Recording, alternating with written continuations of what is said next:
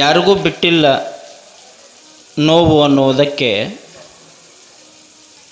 ನಿನ್ನೆ ಘಟನೆಗಳು ಸಾಕ್ಷಿಯಾಗುತ್ತೆ.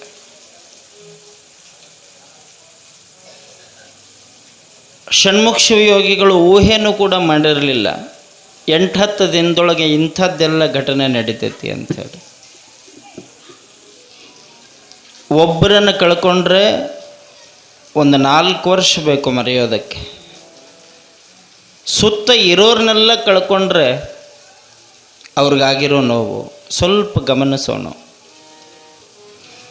ಅವರು ನಮ್ಮ ಹಾಗೇನೆ ಶಿವಯೋಗಿಗಳಾದ ಮಾತ್ರಕ್ಕೆ ದುಃಖ ಬರಬಾರ್ದು ಅಂತೇನಿಲ್ಲ.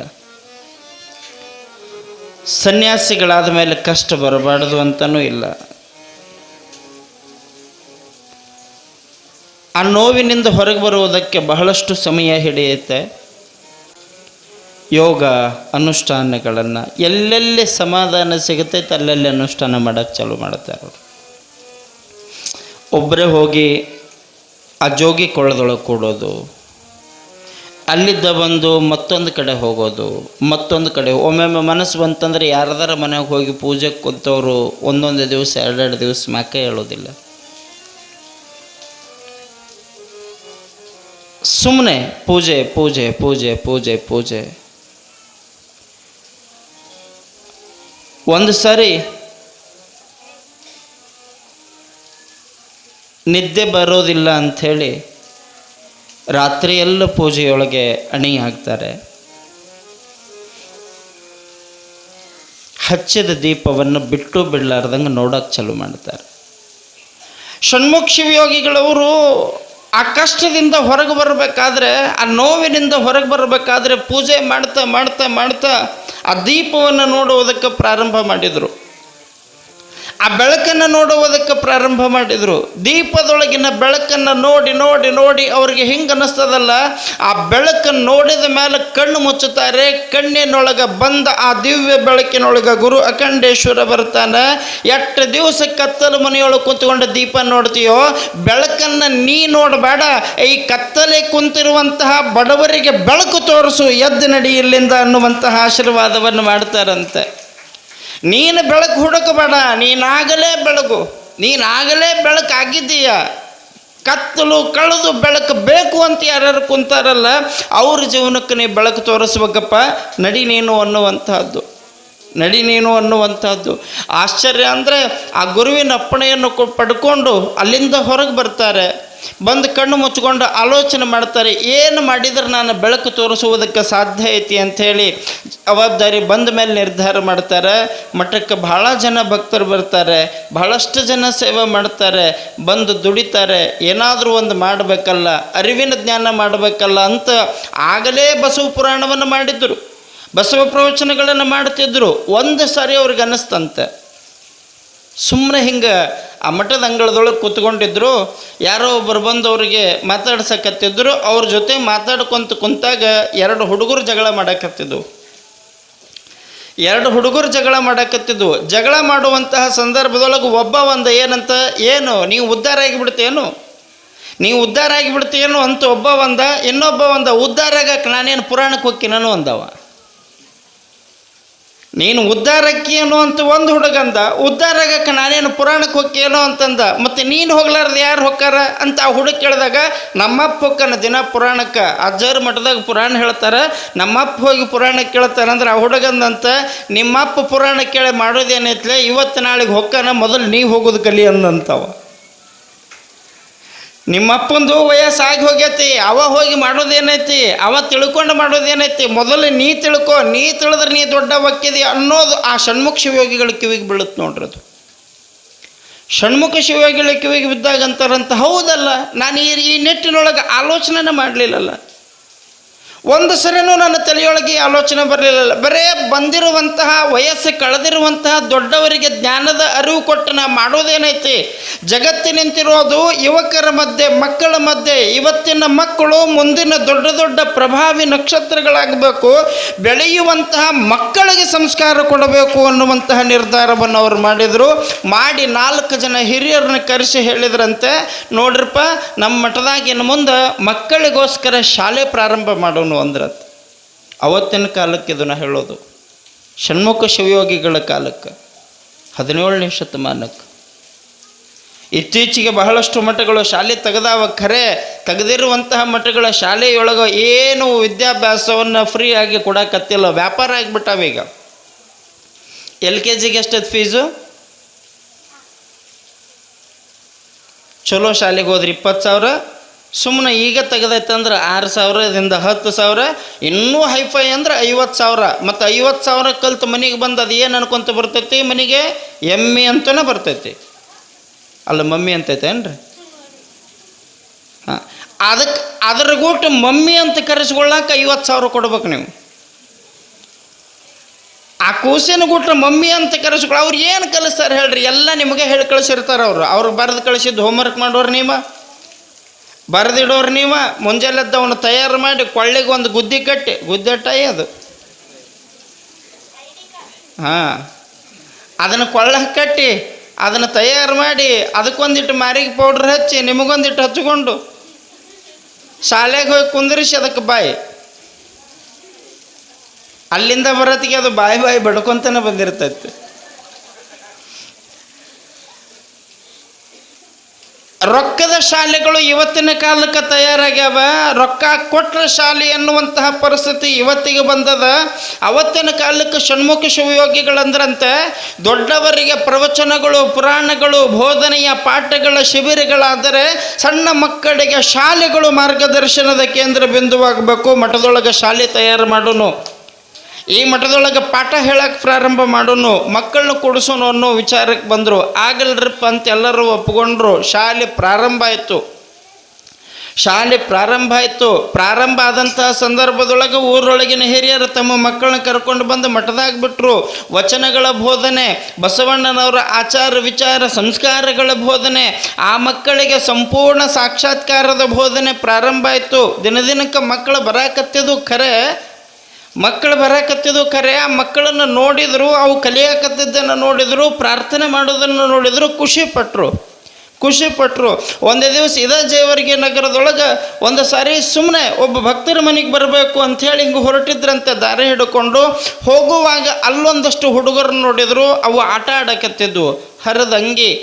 ಹರಿದ ಚಡ್ಡಿ, ಆ ಮಕ್ಕಳ ತಲೆ ಬಾಚಿದ್ದಿಲ್ಲ, ಆ ಮಕ್ಕಳಿಗೆ ಪೌಡ್ರ್ ಹಚ್ಚಿದ್ದಿಲ್ಲ, ಆ ಮಕ್ಕಳಿಗೆ ಸಂಸ್ಕಾರ ಇದ್ದಿದ್ದಿಲ್ಲ. ತಂದೆ ತಾಯಿ ಕೆಲಸ ಮಾಡಕತ್ತಿದ್ರು, ಹುಡುಗರು ಅವರಿಗೆ ಸಹಾಯ ಮಾಡಕತ್ತಿದ್ರು. ಒಬ್ಬ ತಾಯಿ ಪಾತ್ರೆಗಳನ್ನು ತೊಳೆಯಾಕತ್ತಿದ್ಲು. 3 ಹುಡುಗರು ಮುಂದೆ ಕುಂತ್ಕೊಂಡು ಅವು ನೀರಾಗಿ ಎದ್ದೆದ್ದೆ ತೊಳೆದಿಡಕತ್ತಿದ್ರು. ಆ ಮಕ್ಕಳನ್ನು ಶಿವಯೋಗಿಗಳು ನೋಡಿದರು. ನೋಡಿದ ಮೇಲೆ ಅವ್ರ ಹತ್ರ ಒಬ್ಬರು ಆಪ್ತ ಸಹಾಯಕ ಇದ್ದ, ಸಿದ್ಧ ಮಲ್ಲಯ್ಯ ಅಂಥೇಳಿ. ಆತಗೆ ಸಿದ್ದು ಅಂತ ಕರಿತಿದ್ರು ಗುರುಗಳು ಅವಾಗ. ಮತ್ತು ಆತೇನು ಇವ್ರಿಗಿಂತ ಸಣ್ಣವಲ್ಲ.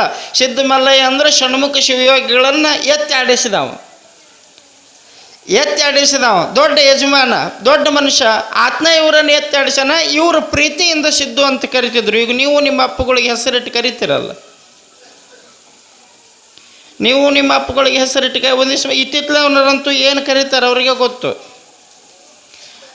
ಸಿದ್ದು ಅಂತ ಹೇಳಿ ಪ್ರೀತಿಯಿಂದ ಕರಿತಿದ್ರು. ಅವ್ರನ್ನ ಕರೆದಂದ್ರಂತ ಸಿದ್ದು ಹೇಳಿಯಪ್ಪ ಅಂತ ಅವ್ರಂದರು. ಇಲ್ಲ, ಈ ಹುಡುಗರು ಯಾಕೆ ಬಂದಿಲ್ಲ ಶಾಲೆಗೆ ಅಂತ ಕೇಳಿದ್ರು ಅವರು. ಈ ಹುಡುಗರು ಯಾಕೆ ಬಂದಿಲ್ಲ ಶಾಲೆಗೆ, ಇಲ್ಲೇ ಕೆಲಸ ಮಾಡಕತ್ತವು ಅಂತಂದಾಗ ನನ್ನ ಕೇಳಿದ್ರೆ ನಾ ಏನು ಹೇಳಪ್ಪ, ಅಲ್ಲಿ ಅವರೋ ಓದಾಳ ನೋಡಿ ಕೇಳಂದ್ರು ಅವರು. ಆ ತಾಯಿಯನ್ನು ಮಾತಾಡಿಸಿ ಆ ಗುರುಗಳು ಯವ್ವ ಅಂದರು. ನೋಡಿದ ತಕ್ಷಣ ಹೆಣ್ಮಗಳು ಹೆದರಿ ದೂರ ಸರಿದು ಹಿಂಗೆ ನಮಸ್ಕಾರ ಮಾಡಿ ಕೈ ಜೋಡಿಸಿ, ಅಪ್ಪೋರೆ ನೀವ್ಯಾಕೆ ಇಲ್ಲಿ ಬಂದ್ರಿ, ಏನಾಗಬೇಕಿತ್ತು ಹೇಳ್ರಿ, ನಾವೇ ಬರ್ತೀವಿ ಅಂದರು. ನಾನು ಯಾಕೆ ಬಂದೀನಿ ಅನ್ನೋದು ಬಿಡು, ಈ ಮಕ್ಕಳ ಶಾಲೆಗೆ ಯಾಕೆ ಹೋಗಿಲ್ಲ ಅಂದಾಗ, ನಮ್ಮ ಮಕ್ಕಳನ್ನ ಶಾಲೆಗೆ ಯಾರೂ ಸೇರಿಸ್ಕೊಳ್ಳಲ್ರಿಪ್ಪ ಅಂದ್ಲಕ್ಕೆ. ನಮ್ಮ ಮಕ್ಕಳನ್ನ ಶಾಲೆಗೆ ಯಾರೂ ಸೇರಿಸ್ಕೊಳ್ಳಲ್ರಿಪ್ಪ. ಯಾಕೆ ಸೇರಿಸ್ಕೊಳ್ಳಲ್ಲ ಅಂತ ಕೇಳಿದಾಗ ಅವತ್ತಿನ ಕಾಲಕ್ಕೆ ಆ ತಾಯಿ ಹೇಳ್ತಾಳೆ, ಜಾತಿಯಿಂದ ನಮ್ಮನ್ನು ದೂರ ಇಟ್ಟಾರ, ಊರನ್ನವರು ನಮ್ಮನ್ನು ಒಂದು ಕಡೆ ಇಟ್ಟು ನಮ್ಮನ್ನು ಕೇರನ್ನವರು ಅಂತ ಕರೆಯಕತ್ತಾರೆ. ನಾವು ಹರಿಜನರದೇವ್ರಪ್ಪ, ನಮ್ಮ ಮಕ್ಕಳ ಹಣೆ ಬರೋದೊಳಗೆ ಅಕ್ಷರ ಇನ್ನೂ ಬರೋದಿಲ್ಲ ಅನ್ನುವಂತಹ ಮಾತು ಶಿವಯೋಗಿಗಳಿಗೆ ಇಷ್ಟು ನೋವು ಅನ್ನಿಸ್ತೈತಲ್ಲ. ಈ ಹರಿಜನ ಗಿರಿಜನರ ಸಂಪೂರ್ಣ ಭೇದವನ್ನು ಅಳಿಬೇಕು ಅಂತಾನೇ ಬಸವಣ್ಣನವರು ಕಲ್ಯಾಣದೊಳಗೊಂದು ಕ್ರಾಂತಿ ಮಾಡಿದರು. ಅವ ಬ್ಯಾರೆ ಇವ ಬ್ಯಾರೆ, ಅವ ಮೇಲು ಇವ ಕೇಳು ಅನ್ನಬಾರ್ದು ಅನ್ನುವುದಕ್ಕೇ ವಿಶ್ವ ಸಾರ್ವಭೌಮತ್ವದ ಏಕತೆಯನ್ನು ಬಸವಣ್ಣನವರು ಸಾರಿದರು. ಆ ಬಸವಣ್ಣನವರ ಕಾಲಕ್ಕೆ ಆ ಹರಿಜನರನ್ನು ಉದ್ಧಾರ ಮಾಡಿದ ಕೀರ್ತಿ ಬಸವಣ್ಣನವ್ರಿಗೆ ಆಯಿತು, ಅದರ ತತ್ವ ಉಳಿಲಿಲ್ಲಲ್ಲ ಅಂತ ತಿಳ್ಕೊಂಡು ಅಲ್ಲಿಂದ ಸೀದಾ ಮಠಕ್ಕೆ ಬಂದರು. ಮಠಕ್ಕೆ ಬಂದು ಆ ಸಿದ್ಧ ಮಲ್ಲಯ್ಯಗೆ ಹೇಳ್ತಾರೆ, ನಾಳೆಯಿಂದ ಕೇರ್ಯನ ಹುಡುಗರು ನಮ್ಮ ಮಠಕ್ಕೆ ಶಾಲೆಗೆ ಬರುವಂಗೆ ಹೇಳ್ರಿ ಅಂತಾರೆ ಅವ್ರು. ನಮ್ಮ ಮಠಕ್ಕೆ ಬಂದು ಶಾಲೆ ಕಲಿಯುವಂಗೆ ಮಾಡ್ರಿ ಅಂದ್ರೆ ಸಿದ್ಧ ಮಲ್ಲಯ್ಯನವ್ರು ಅಂದ್ರಂತ, ಯಪ್ಪ ಸುಮ್ಮನೆ ನಿಮಗೆ ತಿಳಿದಟ್ಟು ಮಾತಾಡಬೇಡ್ರಿ, ಊರು ನೀವು ಅನ್ಕೊಂಡಟ್ಟು ಸರಳ ಇಲ್ಲ, ನೀವು ಸುಮ್ಮನೆ ಇದ್ದು ಬಿಡ್ರಿ ಅಂದವ. ನೀವು ಸುಮ್ಮನೆ ಇದ್ದು ಬಿಡ್ರಿ ಅಂತಂದಾಗ ನೀ ಹೇಳ್ದಂಗೆ ನಾ ಕೇಳುವಂಗಿಲ್ಲ, ನನ್ನ ಗುರು ಹೇಳ್ದಂಗೆ ನಾ ಕೇಳ್ತೇನೆ ಅಂತ ಊರಾಗ ಒಂದು 4 ಮಂದಿ ಹಿರಿಯರನ್ನು ಕೂಡಿಸಿ ಕೇರನ ಮಕ್ಕಳಿಗೆ ನಮ್ಮ ಶಾಲೆಯೊಳಗೆ ಶಾಲೆ ಕಲಿಸ್ಬೇಕಂತ ಮಾಡೀನಿ ಅಂದಾಗ ವಿರೋಧ ಭಾಳ ಆಯಿತು. ನೀವು ಇಲ್ಲದ್ದೆಲ್ಲ ಮಾಡೋಕ್ಕೆ ಹೋಗ್ಬೇಡ್ರಿ ಅಂದೊಬ್ಬ ಎದ್ದು ನಿಂತು. ದೊಡ್ಡ ಗುರುಗಳು ಹೆಂಗಿದ್ರು ಹಂಗಿರೋದು ಕಲೀರಿ, ಇಲ್ಲದ್ದೆಲ್ಲ ಮಾಡಿದ್ರೆ ನಾವು ಒಪ್ಕೊಳ್ಳುವಂಗಿಲ್ಲ ಅಂತಂದ. ಆಶ್ಚರ್ಯ ನಿಮಗೆ ಹೇಳ್ತೇನೆ, ದೊಡ್ಡ ಗುರುಗಳು ಹೇಳಿಕೊಟ್ಟಿದ್ದ ನಾ ಮಾಡ್ತೇನೆ, ಅವ್ರು ಇದ್ದಾಗ ಅವ್ರು ಏನು ಮಾಡ್ಯಾರೋ ಬಿಟ್ಟಾರೋ ಗೊತ್ತಿಲ್ಲ. ನಾನು ಬಸವ ಧರ್ಮದ ಸತ್ಯ ಪರಿಪಾಲಕ, ನಾನು ಬಸವ ವಚನದ ಸತ್ಯ ಸೇವಕ, ನಾನು ಬಸವಣ್ಣನವರ ಸತ್ಯ ವೃತ್ತದ ಹಾದಿಯಲ್ಲಿ ನಡೆಯುವಂತಹ ಯೋಗಿ. ಬಸವಣ್ಣನವರ ಪರಿಕಲ್ಪನೆಯನ್ನು ನಾನು ಯಾವತ್ತೂ ಬಿಡೋದಿಲ್ಲ. ನನ್ನ ಮಾತೇ ಬಸವ ಮಂತ್ರ, ನನ್ನ ಕಾಯಕವೇ ಬಸವ ಕಾಯಕ ಅನ್ನುವಂತಹ ಸತ್ಯ ಸಂದೇಶವನ್ನು ಅವತ್ತಿನ ಕಾಲಕ್ಕೆ ಹೇಳಿದರು. ಆಶ್ಚರ್ಯ ಅಂತಂದರೆ ಅವತ್ತಿನ ಕಾಲಕ್ಕೆ ಇವ್ರು ಹೇಳಿ ಕಳಿಸಿದ್ರು ಖರೆ, ಆದರೆ ಕೇರಿಯೊಳಗಿನ ಜನ ಬರಲಿಲ್ಲ. ಕೇರಿಯೊಳಗಿನ ಜನ ಬರಲಿಲ್ಲ. ಅವಾಗ ಆಲೋಚನೆ ಮಾಡಿದರು, ಕೌಲ್ಗಿ ಗ್ರಾಮದಾಗ ಆ ನಾಗ ಅನ್ನುವಂತಹವ ಹರಿಜನರ ನಾಗ ಹೋಗಿ ನಾಗಯ್ಯಾಗಿದ್ನಲ್ಲ, ಅಪ್ಪವ್ರ ಪ್ರಭಾವಕ್ಕೆ ಒಳಪಟ್ಟ ಆ ನಾಗಯ್ಯನನ್ನು ಕರೆಯಕ್ಕೆ ಕಳಿಸಿದ್ರು. ಅವ ಬಂದ, ಅವ ಮಠಕ್ಕೆ ಕೌಲ್ಗಿಯೊಳಗೆ ದಾನ ಮಾಡಿದ್ದಿಡೀ ಊರವ್ರಿಗೆ ಗೊತ್ತಿತ್ತು. ಅವ ಮಠಕ್ಕೋಸ್ಕರ ದುಡಿಯೋದು ಗೊತ್ತಿತ್ತು. ತಾವು ಕೂಡೋ ಜಾಗದೊಳಗೆ ಪಕ್ಕದೊಳಗೆ ಅವನು ಕೂಡಿಸ್ಕೊಂಡು ಮಠದಾಗ ಒಂದು 8 ದಿವಸ ಓಡಾಡಕ್ಕೆ ಬಿಟ್ಟರು. ಎಲ್ಲರೂ ಅವನನ್ನು ನೋಡಿದ್ರು, ಆದರೆ ಅವ ಹರಿಜನ್ ಅಂತ ಭಾಳ ಜನಕ್ಕೆ ಗೊತ್ತಿದ್ದಿದ್ದಿಲ್ಲ. ಈ ಊರು ಕೇರಿಯೊಳಗೆ ಹೋಗು, ಅವ್ರ ಮನಸ್ಸೊಲಸು, ಅಲ್ಲಿಂದ ಒಂದು 4 ಹುಡ್ರನ್ನ ಕರ್ಕೊಂಡು ಬಂದು ನಮ್ಮ ಮಠದಾಗ ಶಾಲೆ ಕಲಿಯಕ್ಕೆ ಹಚ್ಚು ಅಂದರು. ನೋಡ್ರಿ, ಕುಡಿಯುವುದೊಂದೇ ಜಲ, ನೆಡುವುದೊಂದೇ ಭೂಮಿ, ಬೀಸುವುದೊಂದೇ ಗಾಳಿ. ಈ ಎಲ್ಲ ಈ ಒಂದು ಹೂವು ಯಾರು ನೀವು ಹರ್ಕೊಳಕ್ಕೆ ಹೋದಾಗ ನಿಮ್ದು ಯಾವ ಜಾತಿ ಅಂತ ಕೇಳದ? ಆ ಬಾವಿಯೊಳಗಿನ ನೀರು ತುಂಬಿಕೊಳ್ಳಕ್ಕೆ ಹೋಗೋ ಮುಂದೆ ನಿಂದು ಯಾವ ಜಾತಿ ಅಂತ ಕೇಳೋದ? ಹಸದಾಗ ತುತ್ತು ಅನ್ನ ಕೊಡೋ ಮುಂದೆ ಅದನ್ನು ತಗೋಬೇಕು ಅನ್ನಿಸ್ತೈತೆ, ಪರಂತು ನಿಂದು ಯಾವ ಜಾತಿ ಅಂತ ಕೇಳುವಂಗಿಲ್ಲ. ಭೂಮಿ ತಾಯಿ ಯಾವ ಜಾತಿಯವ ಬಿತ್ತಾಕತ್ತೇನಂತ ಕೇಳಂಗಿಲ್ಲ, ಯಾವ ನೀತಿ ಇಟ್ಕೊಂಡು ಬಿತ್ತಾಕತ್ತಿದಿ ಅಂತ ಕೇಳ್ತಾಳೆ. 100ಕ್ಕೆ 1000 ಲಕ್ಷ ಕಾಳುಗಳನ್ನು ಹೊಳ್ಳಿ ಕೊಡ್ತಾಳೆ. ಆ ಭೂಮಿ ತಾಯಿ ಮೇಲೆ ಬದುಕಾಕತ್ತೀವಲ್ಲ, ಆ ಭೂಮಿ ತಾಯಿ ಮೇಲೆ ಬದುಕಾಕತ್ತೀವಲ್ಲ. ಅದಕ್ಕೆ ನಮ್ಮವ್ರು ಹೇಳಿದರು, ನಾವೆಲ್ಲ ಭಾರತೀಯರೆಂಬ ಭಾವ ಮೂಡಲಿ, ನಮ್ಮಲ್ಲಿ ಭೇದ ಭಾವ ಪ್ರಭು ದೂರವಾಗಲಿ. ನಾವು ಭೂಮಿ ತಾಯಿಯ ಮಕ್ಕಳಾಗಬೇಕೇ ಹೊರತಾಗಿ ಯಾವುದೋ ಒಂದು ತತ್ವಕ್ಕೆ, ಯಾವುದೋ ಒಂದು ಸಿದ್ಧಾಂತಕ್ಕೆ, ಯಾವುದೋ ಒಂದು ಗುಂಪಿಗೆ ಮಕ್ಕಳಾಗೋದಲ್ಲ. ನಾಗಯ್ಯನನ್ನು ಕರೆದ್ರು, ನಾಗಯ್ಯನಿಗೆ ಹೇಳಿ ಕಳಿಸಿದ್ರು ಕೇರಿಯೊಳಗೆ ಹೋಗುವಂತ. ಅವ ಮಠದಾಗ ಓಡಾಡಿದ್ದ, ಒಂದು 8 ದಿವಸ ಇದ್ದ. ಊರಾಗಿನವ್ರು ಎಲ್ಲರೂ ನೋಡಿದ್ರು. ಆ ನಾಗಯ್ಯ ಕೇರಿಗೆ ಹೋದ. ಆ ನಾಗಯ್ಯ ಕೇರಿಯೊಳಗೆ ಹೋದ. ಕೇರಿಯೊಳಗೆ ಹೋಗಿ ಅವ ಅಡ್ಡಾಡೋದನ್ನು ಈ ಊರಾಗ ಅವತ್ತಿನ ಕಾಲಕ್ಕೆ ಒಂದಿಟ್ಟು ಚಲೋ ಮಂದಿ ನೋಡಿದ್ರು. ಮಠದಾಗ ಅಜ್ಜರಿಂದ ಓಡಾಡವ ಕೇರಿಯಾಗ ಹೋಗಿ ಒಳಗೆ ಬಂದು ಮಠದ ಮುಡಿಚಟ್ ಮಾಡ್ತಾನೆ ನೋಡಂದ್ರು ಅವರು. ಅಜ್ಜರಿಗಾರ ಬುದ್ಧಿ ಬೇಡ, ಇವು ಗೊತ್ತಿಲ್ಲದವನ್ನ ಕರ್ಕೊಂಡು ಅಡ್ಡಾಡ್ತಾರೆ ಅಂದರು. ತಮ್ಮ ಮಕ್ಕಳು ಕುಂದಿರ್ಸ್ಕೊತಾರೆ ಅಂದರು. ಅಂಥ ಸಂದರ್ಭದೊಳಗೆ ಆ ನಾಗಯ್ಯ ಆ ಕೇರಿಯೊಳಗೆ ಹೋಗಿ ಒಂದಿಬ್ಬರನ್ನ ಮಾತಾಡಿಸ್ಕೊಂಡು ಅಂದಂತ, ಯಾಕೆ ನಿಮ್ಮ ಮಕ್ಕಳ ಜೀವನ ಹಾಳು ಮಾಡಕತ್ತೀರಿ? ಈ ಕಲ್ಲು ಮಣ್ಣು ಮುಳ್ಳು ಮಾಡೋ ಕೆಲಸ ಮುಂದೆ ಜಗ್ಗದಾವ, ಮಕ್ಕಳನ್ನ ಒಂದಿಟ್ಟು ಮಠಕ್ಕೆ ಕಲಿಸ್ರಿಪ್ಪ, ಶಾಲೆಗೆ ಕಲಿಸ್ತೀವಿ ಅಂತಂದಾಗ ಅವ್ರಂದ್ರಂತ, ಏನು ರೀ ದೊಡ್ಡವ್ರು ನೀವು ತಿಳಿದು ಹಿಂಗೆ ಮಾಡ್ತೀರಲ್ಲ, ಮಠ ಅಂದ್ರೆ ಏನದು ದೇವಸ್ಥಾನ ಇದ್ದಂಗೆ, ಅಲ್ಲಿ ನಮ್ಮ ಮಕ್ಕಳು ಹೋಗೋದ ಬ್ಯಾಡ್ರಪ್ಪ ಯಪ್ಪ ಅಂದಾಗ ಗುರುಗಳು ಹೇಳ್ಯಾರು ಅಂದಾಗ, ನೀವು ನಮ್ಮ ಹತ್ರ ಬರೋದ ತಪ್ಪ್ರಿ, ನಮ್ಮ ಓಣ್ಯಾಗ ಬರಬೇಡ್ರಿ ಹೋಗ್ರಿ ಅಂದ್ರೆ ಅವರು. ನಮ್ಮ ಓಣ್ಯಾಗ ನೀವು ಬರಬೇಡ್ರಿ ಹೋಗ್ರಿ ಅಂದಾಗ ಅವ ಹೇಳ್ತಾನೆ, ತಮ್ಮ ನೀವು ಹೋಗು ಅಂದ್ರೆ ನಾನೇನು ದೊಡ್ಡವಂತ ಬಂದಿಲ್ಲೋ, ಕವಲಿಗೆ ಅಂತೇಳಿ ಒಂದು ಗ್ರಾಮ ಐತಿ, ಬೇಕಾರೆ ಊರಿಗೆ ಬಾ, ನಾನು ಕೇರ್ಯನ ಮನುಷ್ಯನ, ನನಗೂ ಹರಿಜನರ ನಾಗಂತನ ಕರೀತಾರಂತ ಹೇಳಿದವ. ಅವಾಗ ಅವರು ಗಾಬರಿ ಆದರು. ಹರಿಜನ್ರ ಯಪ್ಪ ನೀವು? ಹೌದು. ಮತ್ತು ಬಿಳೆ ಬಟ್ಟೆ ಹಾಕ್ಕೊಂಡಿರಿ, ಕೊಳ್ಳಾಗ ರುದ್ರಾಕ್ಷಿ ಹಾಕ್ಕೊಂಡಿರಿ, ಹಣಿಗೆ ಬತ್ತಿ ಹಚ್ಕೊಂಡಿರಿ, ನಿಮಗೆ ಹರಿಜನ್ರಂತ ಯಾರು ಅನ್ಬೇಕು ಯಪ್ಪ ಅಂದಾಗ, ಹಂಗಪ್ಪ ನಾನು ನಿಮ್ಮಂಗೆ ಮೊದಲು ಕೊಳಚಾಗ ಇದ್ದೆ, ಈ ಗುಡಿಸಲದಾಗ ಇದ್ದೆ, 4 ಮಂದಿ ನನ್ನನ್ನು ಲೇ ಅಂತ ಕರೆಯುವ ಮಟ್ಟಕ್ಕೆ ಇದ್ದೆ. ಯಾವಾಗ ನನ್ನ ನೆತ್ತಿಯ ಮೇಲೆ ಷಣ್ಮುಖ ಶಿವಯೋಗಿಗಳ ಹಸ್ತ ಬಿತ್ತು, ಅವಾಗ ನಾನು ಯಾರು ನನ್ನನ್ನು ದೂರ ಮಾಡಿದ್ರೆ ಅವ್ರು ನನ್ನನ್ನು ಕೈ ಹಿಡಿದು ಕರೆಯುವಂಗಾತಪ್ಪ. ಪುಣ್ಯ ಪುರುಷನ ಆಶೀರ್ವಾದ ನನಗಟ್ಟು ದೊಡ್ಡದೈತಿ ಅಂದ. ಗುರುಗಳು ಮುಟ್ಟಿದ್ರೆ ನಾವು ಹಂಗೆ ಹಾಕಿವನು ಅಂದರು ನೋಡೋರು. ಗುರುಗಳು ಮುಟ್ಟಿದ್ರೆ ನಾವು ಹಂಗೆ ಹಾಕಿವನು ಅಕ್ಕಿರಿ. ಆದರೆ ಏನು ಮಾಡಬೇಕು ಅಂತಂದರೆ, ಇದೇನು ಹೊಲಸು ತಿನ್ನಕತ್ತಿರಲ್ಲ ಇದನ್ನು ಬಿಡಬೇಕು, ಹೊಲಸು ಕುಡಿಯಕತ್ತಿರಲ್ಲ ಇದನ್ನು ಬಿಡಬೇಕು. ಆ ತಿನ್ನೋದು ಕುಡಿಯೋದು ನೀವು ಬಿಟ್ರಿ ಅಂತಂದ್ರೆ, ಚಲೋ ಕಾಯಕ ನೀವು ಮಾಡಿದ್ರಿ ಅಂದ್ರೆ, ಸತ್ಯ ಶುದ್ಧವಾದ ಕಾಯಕಕ್ಕೆ ನೀವು ಎಡಿಯಾದ್ರಿ ಅಂತಂದ್ರೆ, 12ನೇ ಶತಮಾನದೊಳಗೆ ಅಪ್ಪ ಮಾದಾರ ಚೆನ್ನಯ್ಯನ ಆ ವಂಶಸ್ಥರಾದ ನೀವು ಆ ಚೆನ್ನಯ್ಯನ ಸಂಕುಲವೇ ನೀವಾಗುತ್ತೀರಿ. ನೀವು ಬಸವಣ್ಣನವರಂಗ ನಮ್ಮ ಅಭಿನವ ಬಸವಣ್ಣ ಷಣ್ಮುಖ ಶಿವಯೋಗಿಗಳು ಅಂತ ಹೇಳಿದರು. ಯಪ್ಪ ನಮಗಂತೂ ಏನೂ ತಿಳಿಯಲ್ರಿ, ನಾವು ಹಾಳಾಗಿಬಿಟ್ಟೇವೆ, ಮಾಡೋದು ಮಾಡಿಬಿಟ್ಟೇವೆ, ಕುಡಿಯೋದು ಕುಡಿದು ಬಿಟ್ಟೇವೆ, ತಿನ್ನೋದು ತಿಂದು ಬಿಟ್ಟೇವೆ. ನಮ್ಮನ್ನು ಉದ್ಧಾರ ಮಾಡೋದು ಬೇಡ, ನಮ್ಮ ಮಕ್ಕಳನ್ನ ಉದ್ಧಾರ ಮಾಡಲಿ. ನಿಮ್ಮ ಮಾತು ಕೇಳಿ ನಮ್ಮ ಮಕ್ಕಳನ್ನ ಕಳಿಸ್ತೇವೆ, ಆದರೆ ನಮ್ಮ ಮಕ್ಕಳಿಗೆ ಏನೂ ಆಗಬಾರ್ದು ನೋಡಂದ್ರೆ ಅವರು. ಮತ್ತು ತಂದೆ ತಾಯಿಗಳೆಲ್ಲ ನಮ್ಮ ಮಕ್ಕಳಿಗೆ ಏನೂ ಆಗಬಾರ್ದು ನೋಡು, ಆಯಿತು ಕಳಿಸ್ರಿ ಅಂದರು. ಅದರೊಳಗೆ ಒಂದೊಂದು ಮಗ ಗಂಡು ಮಕ್ಕಳಿದ್ರಲ್ಲ, ಆ ಹುಡುಗರನ್ನ ಬಿಟ್ಟರು. ಆ 2 ಮಕ್ಕಳನ್ನ ಕೈ ಹಿಡಿದು ಕರ್ಕೊಂಡು ಬಂದ ನಾಗ ಗುರುಗಳು ಪಾದಕ್ಕೆ ಅರ್ಪಣೆ ಮಾಡಿದ. ನಿಮ್ಮ ಕನಸು ನನಸಾಗತ್ರಿ, 2 ಹುಡುಗರು ಬಂದಾವ ನೋಡು ಅಂದ. ಗುರುಗಳು ಆ 2 ಹುಡುಗರನ್ನ ಕರ್ಕೊಂಡೋಗಿ ಶಾಲೆಯಾಗಿ ಬಿಟ್ಬಿಟ್ರು. ಅಷ್ಟೊತ್ತಿಗೆ ಊರಾಗ ಕುಲಕರ್ಣಿಯರು, ಬ್ರಾಹ್ಮಣರು, ದೊಡ್ಡ ದೊಡ್ಡ ಜಾತಿಯವರು ಇವರೆಲ್ಲರೂ ಶಾಲೆಯಾಗಿದ್ದರು. ಇವ್ರು ನೋಡಿದ ತಕ್ಷಣ ಎದ್ದು ಸರ್ಕೊಂಡು ಹುಡುಗರು, ಈ ಹುಡುಗರನ್ನ ನೋಡಿದ ತಕ್ಷಣ ಎದ್ದು ಸರ್ಕೊಂಡು. ಕಾರಣ ಹುಡುಗರು ಹಾಕಿರುವಂತಹ ಬಟ್ಟೆ, ಅವರ ಬಡತನ, ಅವರ ಗುಡಿಸಲು ಜೀವನ. ಅದನ್ನು ನೋಡಿ ಷಣ್ಮುಖ ಶಿವಯೋಗಿಗಳು ಏನು ಮಾಡಿದ್ರು ಅಂದ್ರೆ, ಆ ಹುಡುಗರನ್ನ ಮತ್ತೆ ಮಠಕ್ಕೆ ಕರ್ಕೊಂಡು ಬಂದರು. ಅವ್ರಿಗೆ ಸ್ವಚ್ಛ ಜಳಕ ಮಾಡಿಸಿದ್ರು. ಮಠದಾಗ ಬಿಳೆ ಬಟ್ಟೆ ಕೊಟ್ಟರು ನೋಡ್ರಿ ಅವ್ರಿಗೆ. ಮಠದಾಗಿಂದ 2 ಮಕ್ಕಳಿಗೆ ಬಿಳೆ ಬಟ್ಟೆ ಕೊಟ್ಟು ಅವ್ರ ಹಣಿಗೆ ವಿಭೂತಿ ಹಚ್ಚಿ ಕೊಳ್ಳಾಗ ರುದ್ರಾಕ್ಷಿ ಕಟ್ಟಿ ತೊಗೊಂಡು ಹೋಗಿ ಕುಂದಿರಿಸಿದ್ರು. ಅವತ್ತು ಕಲಿಸುವಂತಹ ಮಾಸ್ತರ್ಗೆ ಹೇಳಿದ್ರಂತ, ಅವ್ರು ಏನಂತ, ಶಿವಪುತ್ರಪ್ಪ ಶಾಸ್ತ್ರಿ ಅಂತ ಹೇಳಿ. ಅವತ್ತಿನ ಕಾಲಕ್ಕೆ ಶಾಸ್ತ್ರಿಗಳೇ, ನೀವು ಈ ಮಕ್ಕಳಿಗೆ ಏನು ವಿದ್ಯೆ ಹೇಳಿಕೊಡ್ತೀರಲ್ಲ, ಅದೇ ವಿದ್ಯೆಯನ್ನು ಈ ಮಕ್ಕಳಿಗೂ ಹೇಳಿಕೊಡ್ಬೇಕು, ಇನ್ನು ಮೇಲೆ ಇವು ಷಣ್ಮುಖ ಶಿವಯೋಗಿಗಳ ಮಕ್ಕಳು ಅನ್ನುವಂತಹ ಮಾತನ್ನು ಹೇಳಿದ್ರಂತವ್ರು.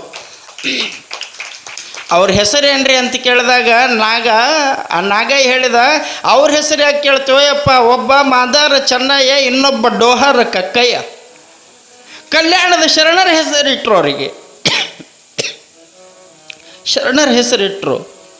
ಒಬ್ಬ ಚೆನ್ನಯ್ಯ, ಇನ್ನೊಬ್ಬ ಕಕ್ಕಯ್ಯ, ಅವರಿಬ್ಬರು ಈ ಮಠದ ಮಕ್ಕಳು, ನೀವು ಅಭ್ಯಾಸ ಮಾಡಿಸ್ರಿ ಅಂದರು. ಶಾಸ್ತ್ರಿಗಳು ಸುಮ್ಮನೆ ಆದರು. ಆ ಸುದ್ದಿ ಊರಾಗ ಮುಟ್ಟಿತು. ಊರಾಗಿನ ಹಿರಿಯರ ಮಠಕ್ಕೆ ಬಂದರು. ರಾತ್ರಿ ಕೇರಿನ ಊರನ್ನ ಒಂದು ಮಾಡಿದ್ರೆ ಅಂತ ಬಂದು ಒಬ್ಬ ಶಿವಯೋಗಿಗಳ ಹತ್ರ ಬಂದೇನಂತಾನೆ, ಕೇರಿನ ಊರನ್ನ ಒಂದು ಮಾಡಿದ್ರೆ ನಿಮ್ಮಿಂದ ನಾವು ಇದು ನಿರೀಕ್ಷೆ ಮಾಡಿರಲಿಲ್ಲರಿ ಅಂದರು. ಅವಾಗ ಅವ್ರು ಅಂದರು, ನಾನು ಒಂದು ಮಾಡಿಲ್ಲ, ಈ ಭೂಮಿ ತಾಯಿನ ಒಂದು ಮಾಡ್ಯಾಳ. ಆ ಹುಡುಗನ ಊರನ್ನು ಜೀವರಿಗೇನೆ, ಈ ಹುಡುಗನ ಊರನ್ನು ಜೀವರಿಗೇನೆ. ಅವನ ಊರನ್ನು ಜೀವರಿಗಿನ, ಇವನ ಊರನ್ನು ಜೀವ. ಅವನ ಮನ್ಯಾಗ ಹರಿಯೋ ನೀರು ಜೀವರಿಗಿದ, ಇವನ ಮನ್ಯಾಗ ಹರಿಯೋ ನೀರು ಜೀವರಿಗಿದ. ಅವನ ಮನ್ಯಾಗ ಉಣ್ಣುವ ಅನ್ನನೂ ಜೀವರಿಗೆ ಭೂಮಿ ಇದೆ, ಇವನ ಮನ್ಯಾಗ ಉಣ್ಣುವ ಅನ್ನನೂ ಜೀವರಿಗೆ ಭೂಮಿ ಇದೆ. ಇವ ಒಂದಿಟ್ಟು ಚಲೋ ಮನ್ಯಾಗ ಕುಂತುಂತಾನ, ಅವ ಒಂದಿಟ್ಟು ಗುಡಿಸಲ್ದಾಗ ಕುಂತಾನ. ವ್ಯತ್ಯಾಸ ಏನೈತಿ ಅಂತ ಕೇಳಿದ್ರು ಇವರು.